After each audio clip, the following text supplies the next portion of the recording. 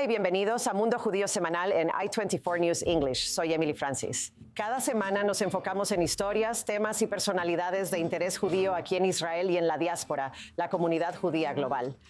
Y como siempre, comenzamos con nuestras principales noticias del mundo judío de esta semana. Échenle un vistazo.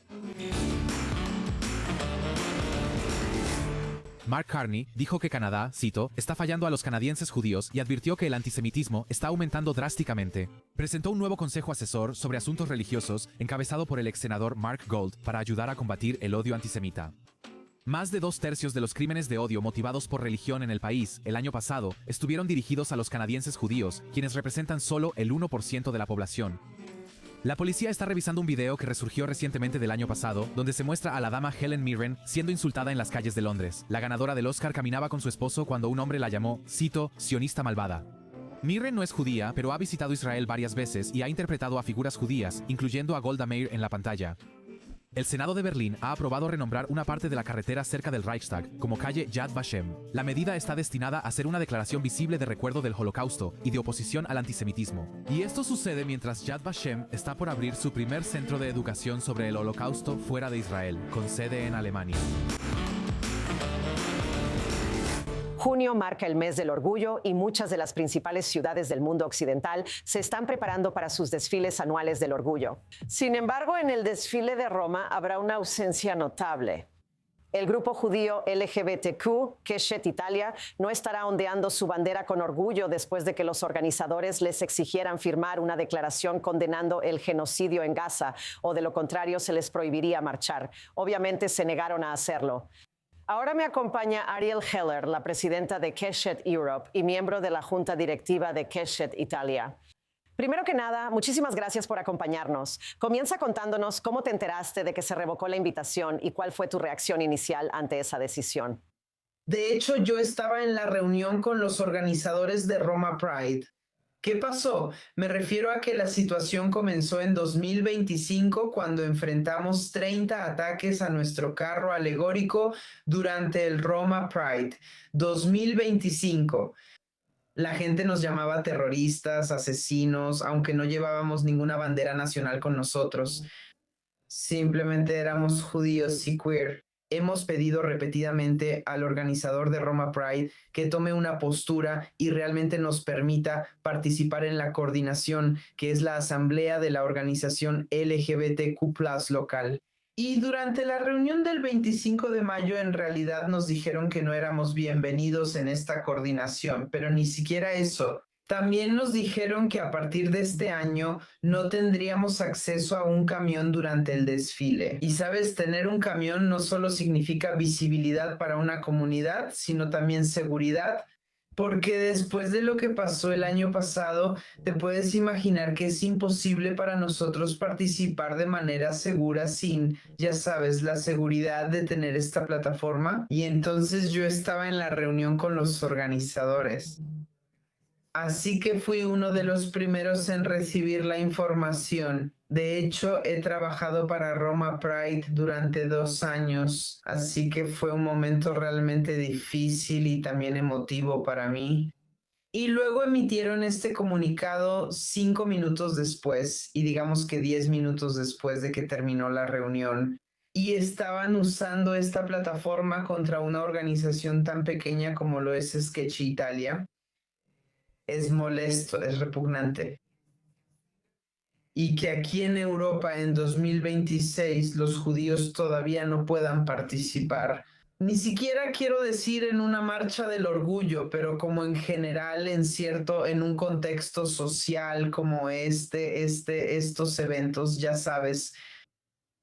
¿Has notado realmente un cambio en el comportamiento hacia tu grupo y los demás miembros de la comunidad en los últimos años? No solo por parte de organizaciones como Roma Pride, sino también de las personas. Bueno, si miramos hacia atrás a nuestra participación hace 3 años, ese fue un momento especial donde la multitud nos aplaudió durante el desfile, Por supuesto, siempre ha habido, ya sabes, algunos pequeños ataques antisemitas, pero no eran tan notorios ni tan peligrosos como lo que ocurrió el año pasado. Sabes, después de que dejamos de participar durante un año porque sentimos que estábamos en riesgo por razones de seguridad y por esta alineación con el movimiento. Y luego participamos de nuevo con nuestra organización europea el año pasado en el Roma Pride. Y este año, sabes, los organizadores también dejaron claro el cambio. Pero la gente en general, sabes, está cambiando su actitud hacia nuestra organización. Pero de nuevo, somos una organización que está enfocada en los temas de antisemitismo y discriminación contra las personas queer que enfrentan las personas judías, queer, italianas y europeas. Y, sabes, a veces ni siquiera tenemos conexión con Israel. Algunos de nuestros miembros ni siquiera votan en Israel. No podemos ni siquiera, sabes, yo no tengo el número de Netanyahu, así que no puedo llamarlo y decirle que se detenga. Así que el asunto es que la actitud que está adoptando el movimiento queer en general ahora mismo es que deberíamos tomar una postura, pero eso es, según la definición de la Hijra, es una forma de antisemitismo pedirle a una persona judía que tome una postura sobre las acciones de un país extranjero, así que es un poco desafortunado. Ariele, muchísimas gracias. Ariele Heller, presidenta de Keshet Europa, gracias y te deseo todo lo mejor en el futuro. Muchas gracias por darnos este espacio en esta plataforma. Es realmente importante que este mensaje se difunda por todo el continente, por todo Israel, por todas partes. Es una cuestión de democracia. Así que gracias de nuevo por esto. Así que un caso que ha perseguido a Argentina durante más de una década. La exfiscal Viviana Fain ha sido acusada por el manejo del asesinato en 2015 de Alberto Nisman, el investigador del atentado a la AMIA. Los fiscales dicen que ella no preservó la escena del crimen y que incluso pudo haber comprometido pruebas clave. Ahora nos acompaña el ex presentador y productor de I-24 News English, Damián Pochter. Primero que nada, Damián, es un gusto verte y te extrañamos mucho. Pero antes de hablar de esta situación, ¿y tú? Tienes una conexión muy personal con este caso. Cuéntanos más. Sí, por supuesto. En 2015, el fiscal Roberto Nisman presentó una denuncia contra la entonces presidenta Cristina Fernández de Kirchner. 4 días después de presentar este caso, fue encontrado muerto en el baño de su departamento. Y yo fui el primer periodista que realmente se enteró de eso. Y usé lo que entonces se llamaba Twitter, ahora X, para informar sobre eso. Fui la primera persona que supo sobre eso. Así que usé X para publicar sobre lo que estaba pasando. Primero tuiteé que algo estaba pasando en el departamento del fiscal. Y luego corroboré que en realidad estaba muerto en un charco de sangre. Unos días después de esto, para resumir la historia, el Estado inició un proceso en mi contra. Y mientras me reunía con una de mis fuentes, vimos a una persona del Servicio de Inteligencia argentino, lo que me dejó claro que el Estado argentino me estaba siguiendo. Así que decidí, con todo lo que tenía en ese momento, que era una pequeña mochila, tomar mis cosas e irme del país y regresar a Israel, donde viví la mitad de mi vida. Bueno, sin duda eres una periodista muy minuciosa y realmente apreciamos todo el trabajo que hiciste en I-24 News English. Pero ahora hablemos de Viviana Fain. Ahora ella fue acusada de encubrimiento agravado en relación con estos asesinatos y supuestamente permitió que personas contaminaran la escena del crimen. ¿Esto te sorprende o tal vez lo ves como una especie de reivindicación? No, para nada. Desde el principio sabíamos que había algo muy extraño en todo el proceso judicial y especialmente con la escena del crimen en particular. Sabes, estamos hablando de decenas de personas durante las primeras horas, incluso antes de que la fiscal Viviana Fain llegara a la escena, entraron al lugar. Tenemos documentadas al menos más de 20 personas dentro del departamento y otras 30 en sus alrededores. Así que, por lo tanto, tenías al menos como 50, tal vez incluso más, u otras personas que aún no hemos registrado. Solo caminando por el lugar, haciendo un desastre en la escena del crimen, pisando la sangre, contaminando prácticamente todo, Y por supuesto no fue una sorpresa para mí ni para la mayoría de la sociedad argentina. La gran mayoría de las personas cree que se hizo a propósito para tratar de dificultarles a quienes investigaron después, demostrar que fue casi un homicidio. Desde el principio, el gobierno impulsó la teoría, la narrativa con sus medios de comunicación de que el fiscal Nisman se había suicidado. Así que la escena del crimen se volvió un desastre. Y hasta hoy es muy difícil realmente reconocer qué fue exactamente lo que ocurrió ahí, pero según las autoridades judiciales argentinas, fue un asesinato y estaba bastante claro. Argentina ahora se ha convertido en un lugar políticamente muy diferente de lo que era hace 10 años. Sabemos sobre el presidente Javier Milei, conocido por ser un gran admirador de los judíos, intentando cambiar la relación, viniendo a Israel y también descubriendo que uno de sus abuelos posiblemente fuera un rabino judío. Entonces, ¿crees que alguna vez habrá justicia tanto para las víctimas de la AMIA como para Nisman? Estoy muy optimista sobre lo que este gobierno está haciendo en este caso. Creo que ha habido mucho progreso. Creo que la alineación de Argentina con Estados Unidos e Israel puede traer nuevas oportunidades para avanzar en el caso. Y la razón de esto es simplemente que Argentina estaba alineada exactamente con el lado opuesto, con Irán, con quienes cometieron el atentado en Buenos Aires, hicieron una alianza con ellos. La presidenta Fernández de Kirchner, ella fue quien envió un memorándum de entendimiento con Irán, lo cual fue completamente impactante.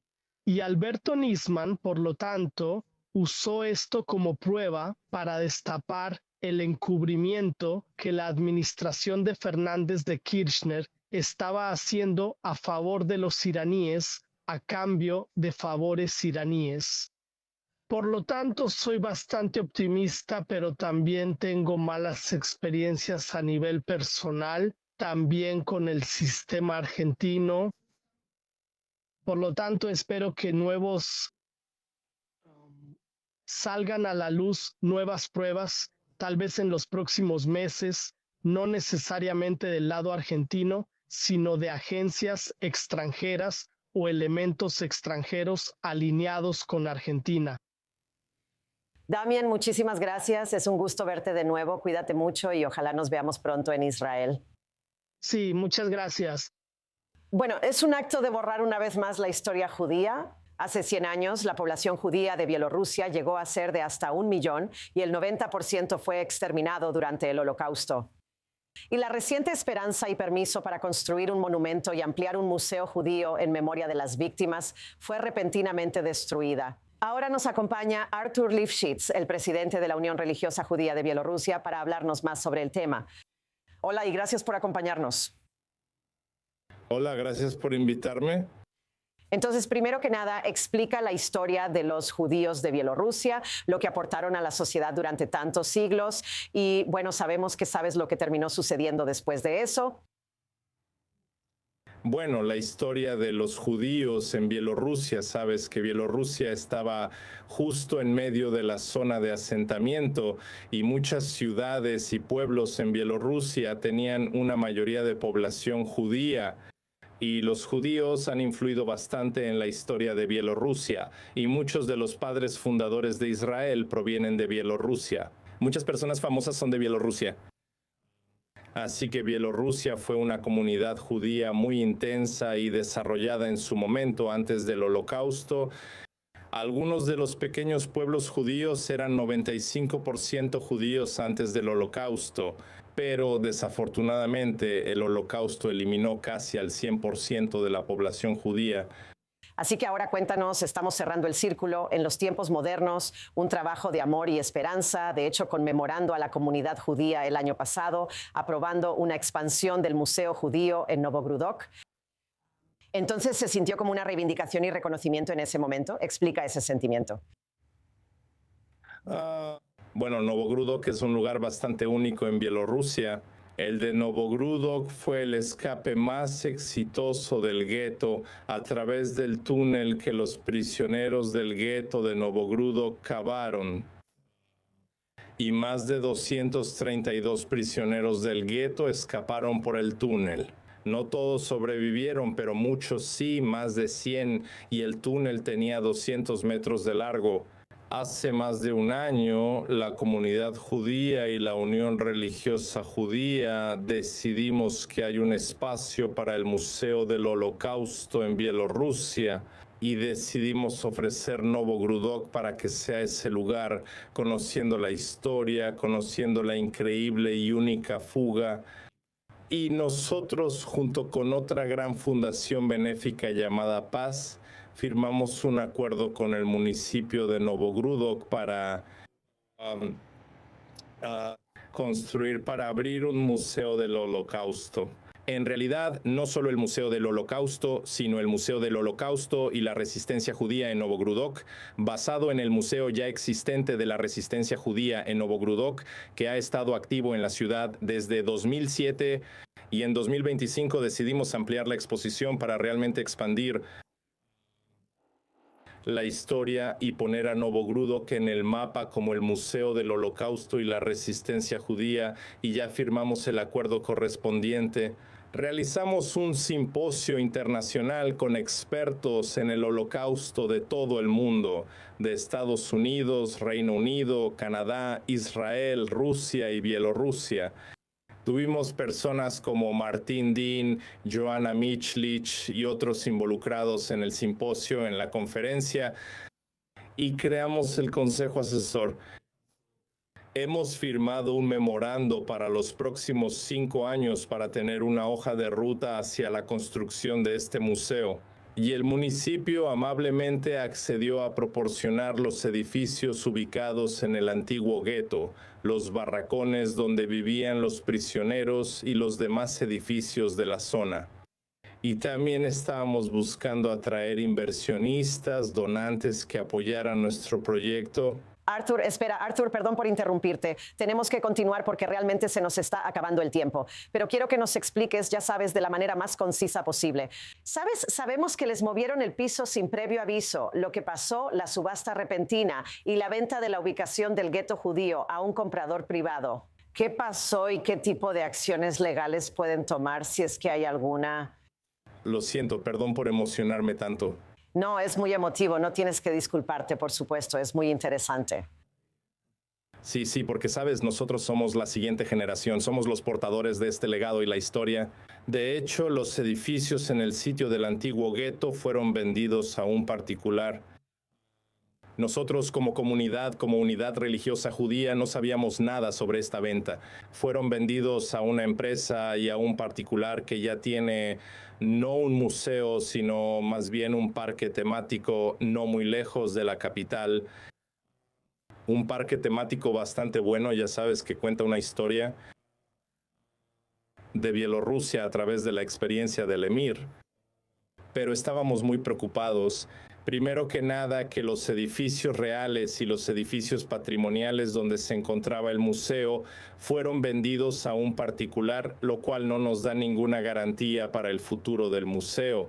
Y luego empezó la conversación sobre convertirlo en una experiencia inmersiva del gueto, que la gente pudiera recorrerlo para entender lo difícil y aterrador que fue para los prisioneros del gueto, con torres de alambre de púas, maniquíes vestidos como soldados nazis. Sabes, todo lo que está relacionado con el Holocausto debe construirse con mucha sensibilidad y en cooperación con la comunidad judía, con el mundo en general, con los descendientes de los sobrevivientes, con los expertos, con los museos. Y de nuevo, nuestra preocupación es que es un museo de propiedad privada. Quiero decir, antes que nada, nunca he escuchado en ninguna parte del mundo sobre la experiencia de un museo del Holocausto de propiedad privada. Y además, solo el Estado puede garantizar que el museo en el futuro mantendrá su propósito, estará abierto al público y no cambiará el concepto. Bueno, es muy notable y es genial que realmente estés continuando con el legado de quienes sobrevivieron y de quienes perdieron la vida. Así que, Arthur Lipschitz, muchísimas gracias por tu tiempo y estamos apoyándote para lograr justicia. Gracias. Gracias. Puede sonar como un oxímoron. La comida kosher y la alta cocina normalmente no van de la mano, pero ahora una chef israelí está cambiando las cosas y ha obtenido una estrella Michelin, el codiciado honor otorgado a restaurantes de alta calidad desde hace más de un siglo. La chef nacida en Israel y radicada en Miami, Raz Shabchai, a quien pueden ver en pantalla después de recibir la buena noticia, está haciendo historia, ya que su restaurante llamado Mutra es el primer restaurante kosher en recibir la prestigiosa calificación. Y ahora se une a nosotros desde Miami. Muchas felicidades para ti. Hola, buenos días. ¿Cómo estás? Genial. ¿Cómo se siente? Quiero decir, especialmente en este clima donde, ya sabes, restaurantes y personas están siendo atacados en todo el mundo. Esto realmente debe ser una sensación increíble para ti. Es una sensación increíble. Es una sensación de respeto, de honor. Es una sensación que quiero decir que todos deberían experimentar. Y esto es algo que llevo en mi corazón como una misión. Primero que nada, para mostrarle al mundo que no somos diferentes, ¿sabes? Que somos iguales. Tenemos una cocina hermosa, tenemos un patrimonio increíble. Y en esos días quería mostrarle a la gente que hay algunos destellos hermosos en la vida, ¿sabes? Sí, así que cuéntanos un poco sobre tu historia. Sé que creciste en Jerusalén. Empezaste lavando platos a los 13 años. Entonces eras como una sous chef con tu abuela. Suena como si tuvieran una relación muy especial. ¿Ella te inspiró? Sí. Safta, mi Safta mucha, siempre será la chef que más admiraré, de quien más aprenderé y a quien más valoraré. Empecé como lavaplatos, sí, soy de Jerusalén. Muchos momentos de mi vida. Y luego terminé aquí en Miami. Empecé como lavaplatos porque creo que cuando quieres construir algo tienes que empezar desde abajo. Ahora, en esos días, siempre entendí a mis ayudantes, mis cocineros, mis lavaplatos. Escucha, esas son las personas que trabajan extremadamente duro. Y lo hermoso de Mutra es que ellos no son mis empleados, no son mi personal, son mi familia. Y tengo una ceremonia cada vez que voy al restaurante. Nos abrazamos, nos amamos y nos apreciamos. Y así es como deberían operar los restaurantes. ¿Por qué? Porque cuando sirves comida, la comida contiene muchísima energía. ¿Y tú transmites esa energía a las personas? Y para mí una de las cosas más importantes es que quiero que la gente se sienta feliz cuando viene a hacer su turno en Mutra, cuando viene a trabajar. Y esto es algo que mi abuela me enseñó más que nada. Ella me dijo, escucha, nunca lo olvides. La reputación es mejor que cualquier riqueza en el mundo. Sé humilde, sé una buena persona. Y quiero creer que eso ayuda. Ella es sin duda una mujer sabia. Entonces, ¿por qué kosher? Quiero decir, tú lo estás poniendo de moda. Ya sé, como dijiste, es una cocina abierta y todo eso. ¿Por qué era eso importante? Tú misma no eres ortodoxa. ¿Por qué sabes difundir el mensaje y preparar platos completos para que todos los disfruten? Pero una de las cosas más interesantes e importantes que ya sabes, pasaré al tema Michelin en un momento. Una de las cosas que Michelin quiere mostrar cuando otorgan una estrella es el carácter del chef. Deja de lado el hecho de que tienes dominio del oficio, la calidad de los ingredientes y la técnica que aplicas. Pero una de las cosas más hermosas es la historia que el chef intenta contar cuando crea un menú. He estado buscándome a mí mismo cuando estaba aquí. Estaba aquí solo. Y cuando estás solo, a veces es muy fácil olvidar quién eres y de dónde vienes. Y yo no era feliz. Hubo un momento en mi vida en el que simplemente desperté un día y dije, oye, ¿quién eres? Sabes, no estás actuando como un buen judío. No estás actuando como un israelí. Vives en los Estados Unidos. Y entonces simplemente me cayó el 20. Así que cuando la gente me pregunta por qué hago comida kosher, porque es muy simple, eso es lo que soy. Esa es mi historia, ese es mi legado, esa es mi religión, esa es mi herencia. Y esto es lo que mi abuela me cocinaba. Ella no me cocinaba nada que no fuera kosher. Así que para contar la historia, tengo que ser leal a mí mismo y a Dios. Y al final del día, yo, mi hermosa y asombrosa pareja, Michael, mi manager, Noah, necesitamos entender una cosa. Dios nos dio esta oportunidad y no quiero olvidarlo, ¿sabes? Solo quiero mostrarte algo. ¿Lo conseguimos ayer? Mira eso está increíble. Wow, sí, sonriéndote desde arriba. Gracias, y realmente quiero dedicarlo. Sé que no tienes tiempo, pero quiero dedicarlo a nuestra hermosa gente. Quiero dedicarlo a cada uno de nosotros.